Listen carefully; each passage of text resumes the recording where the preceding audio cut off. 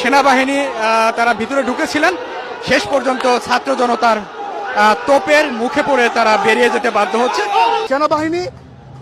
সেনাবাহিনী যদি শুরু থেকেই আমাদের পক্ষে থাকতো, ছাত্র জনতার পক্ষে থাকতো সেনাবাহিনী, তাহলে কিন্তু 2000 ছাত্র জনতার হত্যা হতো না।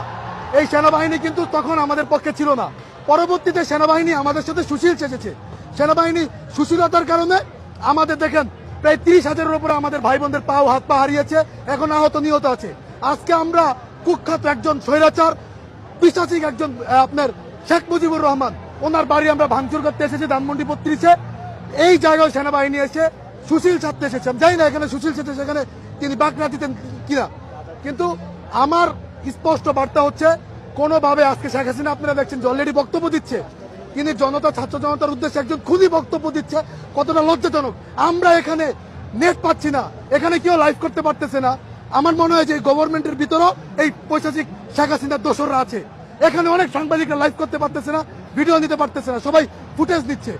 তো সেই জায়গাটা থেকে কেন মানুষ লাইভ করতে পারতেছে না? শেখ হাসিনা খুনির মতো সেখানে বসে ভারতে বসে লাইভ করতেছে, আর আমাদের এখানের ভাইরা লাইভ করতে পারতেছে না। আমাদের এখানে যে দেখেন পৈশাচিক বঙ্গবন্ধুর ঘরবাড়ি আমরা ভাঙচুর করতেছি, এটা কেউ লাইভে দেখাতে পারতেছে না, অথচ খুনি শেখ হাসিনার লাইভ চলতেছে, মানুষ দেখতেছে। এটা আমাদের জন্য লজ্জার, এটা আমাদের জন্য নিন্দার। এবং নাহিদের উচিত এইটার জন্য পদত্যাগ করা। আমাদের এখন নেট এখানে ঠিক করে দেখ, লাইভ চলবে, পাল্টা আক্রমণ হবে, যে শেখ হাসিনার একদিক দিয়ে দেখবে, একদিক দিয়ে আমাদের লাইভ দেখবে, নয়তো নাহিদের পদত্যাগ করা উচিত আজকে। এখানে নাহিদের এখানে দরকার নাই। আমাদের যদি তুমি নেট না দিতে পারো, তুমি যদি আমাদের না দিতে পারো, তাহলে তোমার দরকার নেই।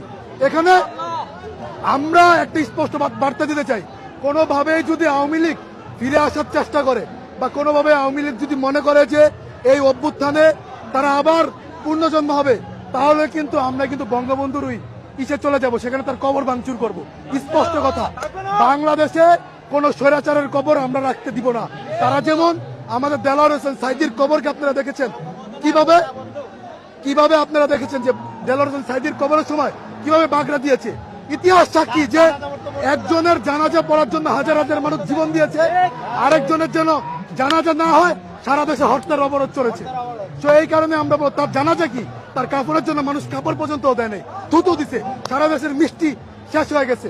সেরকম একজন স্বৈর পিশাচের, বঙ্গবন্ধু একজন স্বৈর পিশাচ ছিল শেখ মুজিব, আর এর বংশ মেজর ডালিম কেন এই শেখ হাসিনাকে বাঁচিয়ে রেখেছিল, এর উদাহরণ তো আপনারা এখন দেখতে পেয়েছেন।